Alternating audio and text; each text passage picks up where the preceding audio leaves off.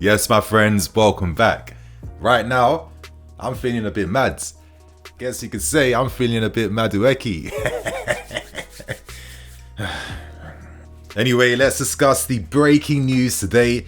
We have agreed and reached a verbal agreement to sign Noni Madueke, who is flying to London to complete his medical and sign for us. But that isn't the only news that came out today. More big news around Moises Caicedo. So right now, my friends, this is probably one of the greatest ever transfer windows I've seen in my life. Obviously, we haven't seen all these guys playing for us right now, but the potential, the excitement, the planning behind the moves for these guys, I'm sorry, it's making me feel very hopeful and very excited. So if you guys are gassed, excited, and just can't believe what type of windows we are having right now, then my friends, hit that like button. Please, let's get over 2,500 likes for today's video. Get involved in the comments. But before we get into anything, I need to get one big plug out the way first. Today's video is brought to you by friends of the channel in OneFootball. Right now, if you still don't have OneFootball, my friends, I don't know what to tell you. You are missing out big time. Download OneFootball, link below in the description to stay up to date to all the latest news happening around this club and all the latest news happening in the January window. Today, the big news is we have secured the services of Noni Madueke, who is flying to London to get this deal over the line. So with OneFootball, if we type in Madueke's name right here, you guys can use the star feature to follow him to see how his season's been going so far with PSV, to get a bit of an understanding about his game and what he's currently doing, and getting some brief stats behind him as well too. 20 years old, decent height, decent weight, and of course his career is going pretty decent after signing from Spurs and going to PSV. So my friends, this is one of the many examples you can use OneFootball for. Download it for yourselves. You'll find a link below in the description. And my friends, help yourself out. So right now, my friends, let's discuss the breaking story of this evening. And finally, after weeks of speculation, the deal is done.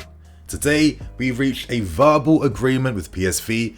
A fee has been accepted, and we have now been given permission now to hold talks with Madueke over personal terms, as well as agreeing the date for a medical. That's completed now. As you're watching this video, Madueke is flying to London to complete the deal and officially sign for us. And courtesy of Fabrizio Romano, we even know that he's now flying with Turkish Airlines. Fabrizio just showing off just like how in the know he is when it comes to all these stories and deals happening in this window. So shout out to Fabrizio Romano. But right now, my friends, we've agreed to sign one of the hottest young wingers in European football right now for under the fee of £30 million.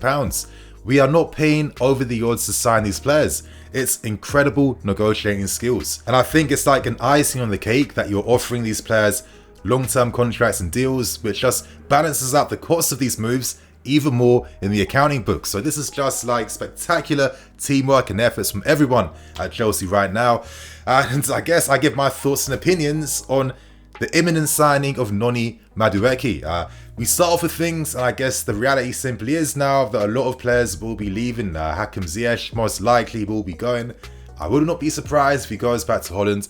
I'll discuss him after the first part with Noni Madueke. But now I'm looking at players like Christian Pulisic and even Callum Hudson-Odoi. Now, do I imagine that Hudson-Odoi will agree to signing a new contract at this club anymore, knowing the fact now that we continue to sign replacements in his position? I'm not too sure. I kind of feel like Hudson-Odoi now is reassessing his career, and I have some sympathy towards him. Of course, the injury at the wrong time, that really killed that explosiveness and pace that Hudson-Odoi just had in abundance when he was younger, and it meant that he had to change his game, which didn't help. At the same time, when you're not getting consistent minutes or playing consistent minutes in your best position, that will also affect your development time as well too. And even though he's having a good season at Leverkusen, it's not one of those seasons that's literally taking Europe by fire at this point in time. I think for personal reasons, this is a good season for Hudson-Odoi to get back into playing football regularly, week in, week out, playing in a more familiar position. But I personally think he needs another loan just to get back to those heights that we once thought he could reach. But now I'm thinking with all these signings we're making right now, I think he'd potentially go and may leave on a free transfer in the future. In the case of Christian Pulisic, he would have left if he wasn't injured at this point in time. I think his fate will be sealed at the end of the season during the summer window. And now we've signed talents in Mudryk and now Madueke. That's double M right there, my friends. You know, two inside forwards, wingers that get goals and also create. It seems to be the vision we are now creating this attack to have, and I'm liking the balance. I like the balance of having wingers that can take their man on and have goal threat in the final third. I like the fact that we have lots of multifaceted players in attack that are comfortable playing in multiple positions and comfortable playing across the attacking lines. That's going to add more imagination to our attack, and that's going to allow us to be more unpredictable too in the final third. I'm liking this current vision we're seeing, and personally, I think we can survive without even needing to have a number 9. We can spread the goals out from across the team, and I think that if this is how we're doing things, then honestly you guys, times are incredibly exciting. Now in the case of Madueke, I gave some thoughts and opinions before, but I'm kind of understanding how the squad is being reshaped and restructured at this point in time. Listen, it makes a lot of sense.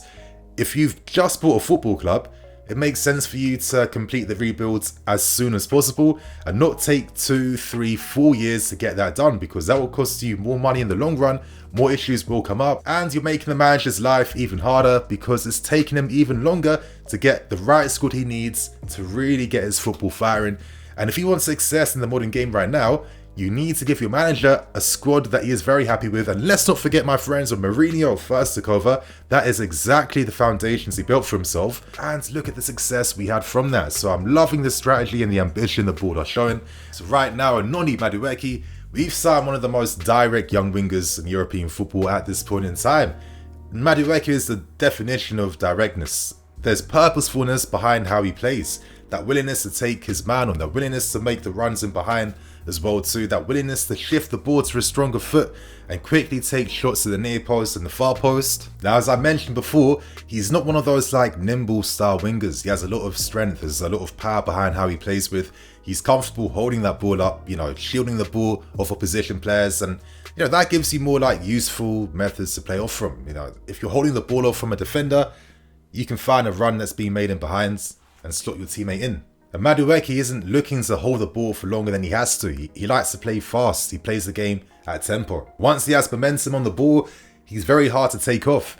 And I kind of feel like having these types of profiles now in the team, you know, young, goal-scoring wingers that can improve, that can grow, that add some greater balance to the squad as well. Am I expecting Madueke to be like a first-team regular instantly? Probably not. I think he'll be rotational at this point in time, but knowing the fact that this is a solution you can take off from the bench to add something new to the game, to give you more counter-attacking threat in the final 20 minutes if you're taking the leads in a game.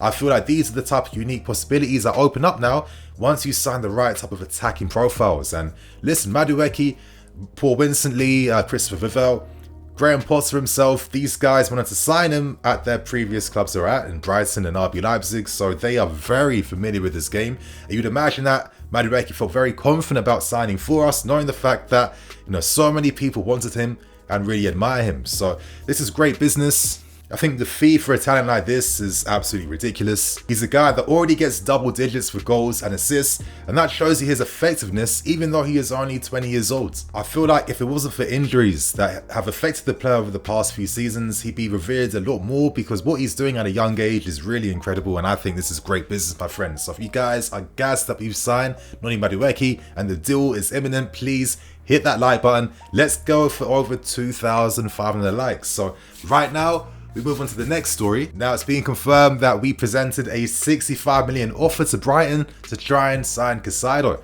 Now, as I said in the last video, Caicedo is actually swapping agents right now. He was supposed to have changed hands this Wednesday, so I'd imagine that that's being finalized and completed, and we're holding talks now with the new agency to work something out and get a deal over the line. Getting a deal may be hard though, because Brighton are quoting figures of around 75 million plus to sell Caicedo right now. But realistically, that makes sense. I mean, they're having one of their greatest ever seasons in their history. Losing out on one of the best young midfield talents in the Premier League right now is going to undermine your efforts during the season. So if any club wants to sign him and prize him in Brighton's hands, they must pay a premium. And I guess that's a separate conversation. With Caicedo, do you pay premium money for Caicedo?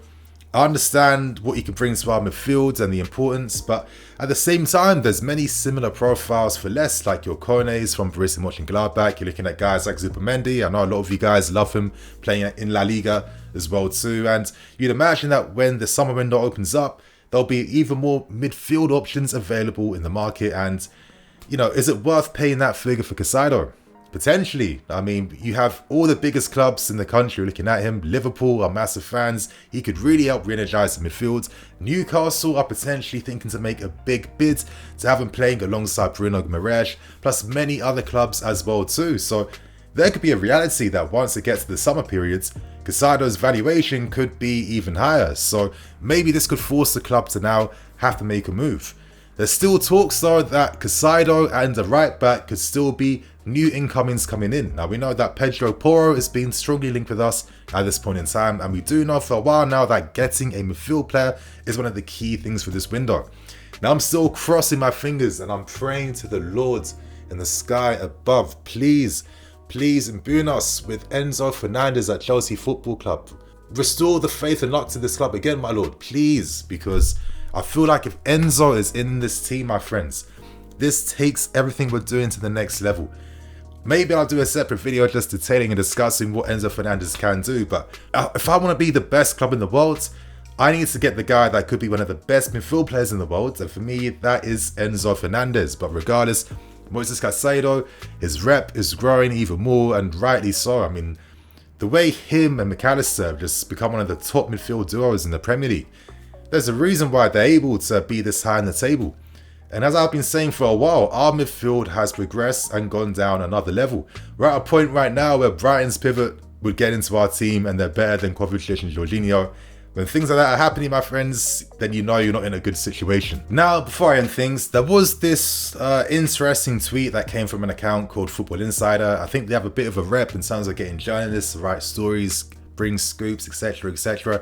I'm not going to stand there and write them off like I know any better. I've heard that the journalist that wrote the story for this particular article I'm about to reference, does have ties in the game and does have good sources, so there could be something here. But today they announced that we have reached a loan agreement for a midfielder, a central midfielder that none of us know who it is at this point in time. Now there was some discussion in the sense of, okay, like obviously Premier League rules mean that you can't have too many loan players playing for you, but there are exemptions. So for example, you can only make 4 loan moves a season, but you can only register 2 loan players at a time. But if you were to agree a loan move with an obligation to buy at the end, that would count and that would allow you to register the player in your squad. So once that news came out, it starts making you reassess things completely differently. In some hypothetical crazy worlds, I know I'm not part of that world, but I wish I was, but are we doing something mad but we're agreeing like a loan fee agreement for Enzo plus money at the end? I'd love it to be like that. But for this particular scenario, it feels like it makes more contextual sense for that player to be a Moises Caicedo.